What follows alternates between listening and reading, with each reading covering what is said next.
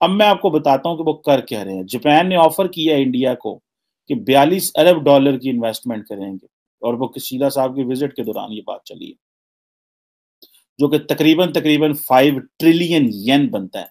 5 trillion येन। ये कोई छोटी स्टेट, ये कोई छोटा अमाउंट नहीं है, ये कोई आसान छोटा पैसा नहीं है, ये बहुत बड़ा पैसा। जापान के पीएम इंडिया में विजिट किया है और उन्होंने इन्वेस्टमेंट की है कि वो 42 बिलियन डॉलर्स की इन्वेस्टमेंट करने जा रहे हैं। अगर आप जॉइंट स्टेटमेंट पढ़ेंगे उस विजिट की, जो कि इंडिया की जो मिनिस्ट्री ऑफ एक्सटर्नल अफेयर्स है उसके मीडिया सेंटर ने जो है वो शेयर की है, उसका जो पैरा पाकिस्तान के हवाले से है वो बड़ा खतरनाक है। उस सब में पाकिस्तान की अफवाज को और आईएसपीआर को और पाकिस्तान की फौज के सिपा सालार को पाकिस्तान तहरीक इंसाफ के कारकुनान की तरफ से किस तरह से गालियां दी गईं। ये पैनिक क्यों हुआ, ये इनका कंपोजर और बैलेंस क्यों हिल गया है। साथ ही उन्होंने ये कहा कि वो रीइटरेट करते हैं और कंडेम करते हैं terror attack in India including 26/11 Mumbai and Pathankot attacks and call upon Pakistan. Japan जो है वो पाकिस्तान के खिलाफ इस तरह की स्टेटमेंट देगा। मिलियंस बल्कि आपने 40 और इसमें जारी बात उन्होंने बड़ा एक दूसरे के साथ जो है वो अप्रिशिएट किया, सपोर्ट किया। अब मजे की बात यह है कि जैसे मैंने पहले कहा कि पाकिस्तान को तो पता भी नहीं क्या बात है। अगर आप जॉइंट स्टेटमेंट पढ़ेंगे उस विजिट की, जो कि इंडिया की जो मिनिस्ट्री ऑफ एक्सटर्नल अफेयर्स है उसके मीडिया सेंटर ने जो है वो शेयर की है, उसका जो पैरा पाकिस्तान के हवाले से है वो बड़ा खतरनाक है। और मेरा नहीं ख्याल कि पाकिस्तान की गवर्नमेंट ये एक्सपेक्ट करती होगी कि जापान जो है वो पाकिस्तान के खिलाफ इस तरह की स्टेटमेंट देगा। और ये पाकिस्तान की फॉरेन पॉलिसी का सीधा सीधा फेलियर है। एक बात तो ये है कि आज से 2 साल पहले मेरा ख्याल है कि जापानीज फॉरेन मिनिस्टर पाकिस्तान आए और वो पता चला था कि 9 साल बाद जापानीज फॉरेन मिनिस्टर पाकिस्तान आ रहे हैं, 9 साल बाद।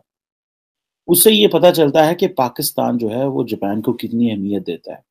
रिसेंटली मुझे पता चला कि पाकिस्तान ने कुछ जापान से कर्जे लिए हुए थे और वो कर्जे हम वापस ना कर सके, और जापान की पॉलिसी ये है कि अगर वो एक दफा वेव ऑफ कर दें कर्जा तो वो दोबारा कर्जा देते नहीं है, लोन नहीं देते।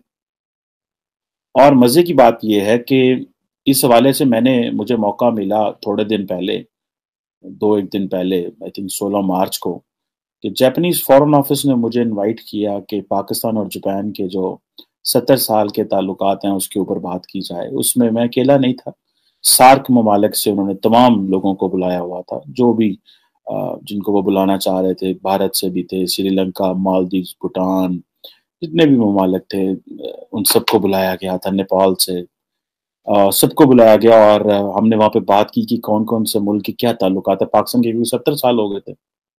अब अगर आप पैरा 8 पढ़ें, जो कि जॉइंट जो बायलैटरल जो स्टेटमेंट आई है, अगर आप पढ़ें कि 19 मार्च को prime minister of Republic of India and prime minister of Japan दोनों ने उसको साइन किया हुआ, और उसमें ये पाकिस्तान के बारे ये कहते हैं कि एक तो जारी बात है इंडिया का एक वो स्टैंडर्ड पैटर्न है, तो उन्होंने कहा जी कि टेररिस्ट इंफ्रास्ट्रक्चर जहां जहां पूरी दुनिया में है उसको खत्म किया जाए और उसके ऊपर इंटरनेशनल कोऑपरेशन। और साथ ही उन्होंने ये कहा कि वो रीइटरेट करते हैं और कंडेम करते हैं terror attack in India including 26/11 Mumbai and Pathankot attacks and call upon Pakistan to take resolute and irreversible action against terrorist networks operating out of its territory and comply fully with the international commitments including FATF। समझ रहे हैं आप? पाकिस्तान में किसी को पता भी नहीं है कि ये स्टेटमेंट आई है। जितनी देर हो गई है मुझे पाकिस्तान को मीडिया देखते हुए, क्योंकि हमारे अंदर के मसाइल इतने, हमारे अंदर तो ऐसे अनार्की फैली हुई है कि सुप्रीम कोर्ट को नोटिस लेना पड़ गया उस अनार्की का। तो हमारे लोगों ने क्या स्टेटमेंट देनी है, फॉरेन ऑफिस ने क्या बोलना है, या प्राइम मिनिस्टर ने क्या बोलना है, जारी बात है पता तो चल गया। अब ये देखें कि जापान जो है, भारत का तो ठीक है पाकिस्तान के साथ पुराना मसला है, पाकिस्तान ने भी तो पूरी दुनिया को बताया था कि पाकिस्तान के अंदर जो है वो भारत दहशतगर्दी कराता है और हमने डॉसियर भेजे। कोई एक मुल्क भी ऐसा है दुनिया में जिसको हम ये साथ बिठा के और एक इस तरह की जॉइंट स्टेटमेंट, ये कह सकते हैं कि भारत इस तरह कर रहा है कि जापान के पीएम ने इंडिया का विजिट किया है और एक अनाउंसमेंट की है कि 42 बिलियन डॉलर्स की वो इन्वेस्टमेंट करने जा रहे हैं नेक्स्ट 5 ईयर में। जापान के पीएम इंडिया में विजिट किया है और उन्होंने इन्वेस्टमेंट की है कि वो 42 बिलियन डॉलर्स की इन्वेस्टमेंट करने जा रहे हैं नेक्स्ट 5 ईयर में। तो इससे इंडिया को क्या फ़ायदा होने जा रहा है और इंडिया की जो इकॉनमी है उस पर कितना फ़र्क पड़ेगा इसका?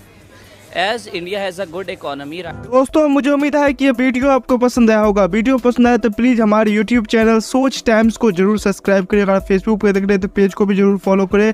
मैं आपको बता तो सोच टाइम के साथ आप लोग हर दिन एक एक खबर को देखेंगे। यहाँ पे आपको काफ़ी सारे अलग अलग टॉपिक को कवर किया जाता है, जहाँ पे हम पाकिस्तानी मीडिया रिएक्शन, अगर कोई भी इंडिया में घटना घटे उस पे हो या फिर यहाँ पे इंडिया में कोई घटना घटे तो उसके रिलेटेड भी वीडियो डालते हैं। उसी के साथ साथ हमारे इस चैनल पे आपको कई सारे शो देखने को मिलते हैं, जैसे सोच टाइम बुलेटिन, जहाँ पे पूरे दिन में कोई भी घटना घटता है तो उसको हम प्रॉपर आपको एक्सप्लेन करके समझाएंगे। और उसी के साथ साथ मैं आपको बता दूँ, आपको यहाँ पे सोच टाइम शो देखने को मिलता है जो कि रोज़ आपको शाम को देखने को मिलेगा। उसी के साथ साथ आपको कई सारे जैसे हिस्टोरिकल टॉपिक हो या फिर हो यहाँ पे डेली का सैटरडे लेट नाइट शो, जहाँ पे सोशल मीडिया पे चलने वाले कोई भी ट्रेंडिंग टॉपिक के बारे में बात करेंगे।